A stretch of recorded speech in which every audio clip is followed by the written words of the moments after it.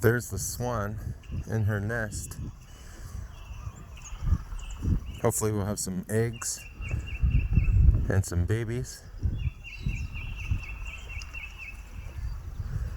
I don't know if you can hear all the sounds, but you got a woodpecker behind me, you got some other songbirds. We got some geese off in the distance making their noise.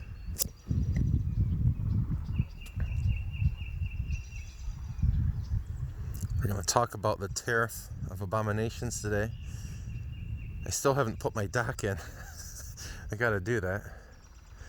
Just so busy doing everything else, I guess. Got a nature preserve, 2 nature preserves actually across the lake there. That's why it's just all trees. And then a state park on this side.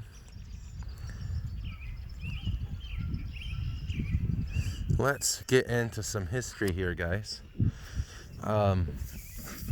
Here, let's get a good screenshot of this. Alright, so guys, we'll get right here.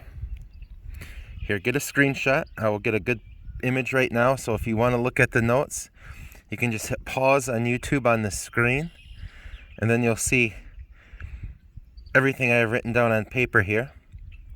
But let's start getting into it, guys. Tariff of Abominations. So guys, Henry Clay basically, guys, he's trying to make a campaign issue in this Tariff of Abominations. The Jeffersonian Republican Party, which is basically the forerunner of the modern Democratic Party today, is splitting. You had the 1824 corrupt bargain election, or supposedly corrupt bargain election. The Democratic Party is splitting into 2. And you have Henry Clay, who's basically adopted all the old... Remember, the Federalist Party dies off, but it's not like all their ideas die off.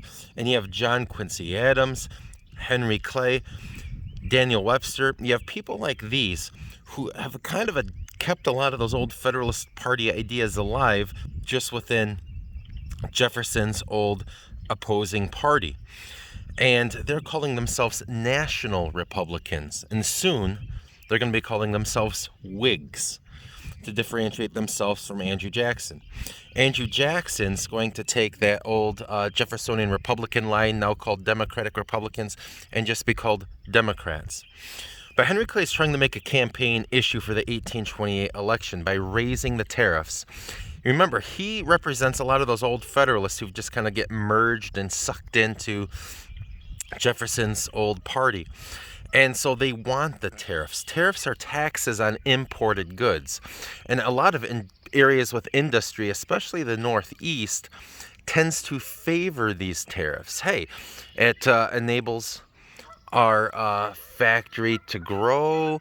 It protects factory jobs. America's young. We're an infant country. Hey, this is how it should be. And guys, so taxes on imported goods, kind of it's a campaign issue. Jackson's side opposes these tariffs on imported goods. He represents kind of more the South, which, hey, we don't need taxes on imported goods. Farmers, the South, we want to buy cheap goods. And if it means buying cheap European-made goods, hey, nothing wrong with that. Jackson's going to end up winning anyways, despite these new raised tariffs, taxes on imported goods, being imposed by Henry Clay trying to make a campaign issue. Jackson ends up winning anyways. Now, the problem is, now you have these high tariffs. Jackson says, well, the law is the law. I'm the president. The law will be enforced. If we don't like the law, there's methods for changing the law. But until the law is changed, I'm going to enforce the law. John C. Calhoun, his very vice president out of South Carolina, tells South Carolina and other southern states, you don't have to pay it. So when a boat comes in from Europe, Britain, France, whatever, carrying manufactured goods, and they unload it, don't pay the tariff. And that's typically where it gets paid, is when it gets taken off the boats. And then the consumers kind of feel the higher prices because people just charge more. The middleman, the retailer, charges more for it because he or she, I guess back then it would be more he, had to pay the import tariff. And so the fact of the matter is, John C. Calhoun is saying, don't pay it. don't pay it, his own vice president. And this leads to this nullification crisis, where South Carolina says, we have the right to nullify national laws that we believe are unconstitutional. And we believe that this is unconstitutional. We don't have to pay it.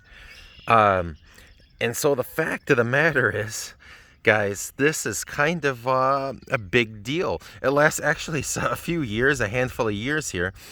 And Jackson is going to say, you're going to pay or else. He actually gets the Congress to pass the force bill. So he can use military force to enforce the payment of these tariffs when boats come in from Europe. The tax on manufactured goods getting taken off. South Carolina thinks the neighboring southern states will kind of agree and come to her aid. And the fact of the matter is they don't. And South Carolina is very, very isolated in this. Andrew Jackson's literally talking about, I'm going to take the army down to South Carolina and hang anyone from a sour apple tree who's resisting federal law. And so it's kind of a big deal here. In fact, when the Union starts to fall apart in 1860, there are some people who lament that Andrew Jackson isn't still alive because he would come back and save the Union like he does right here at this moment. But cooler heads start to prevail, and Henry Clay, who kind of technically did cause the mess to begin with, proposes a compromise tariff. His first one isn't good enough, but his compromise tariff of 1833, which is higher than the initial one before the Tariff of Abominations, higher than the initial one before the Tariff of Abominations, but much lower than the Tariff of Abominations of itself.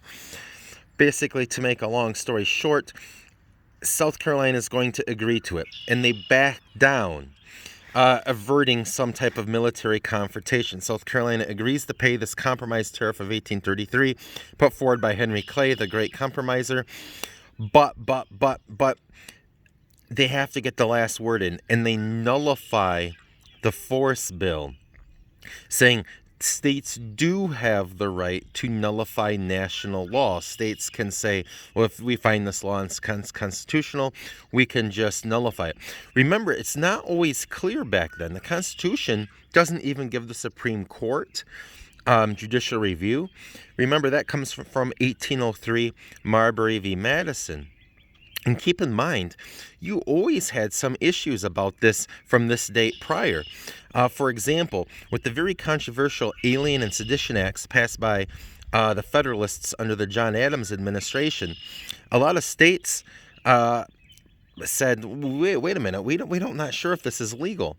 And you had Jefferson and Madison writing the Kentucky and Virginia resolutions, which say the Alien Sedition Acts are unconstitutional. Our states have the right to nullify it within their state borders.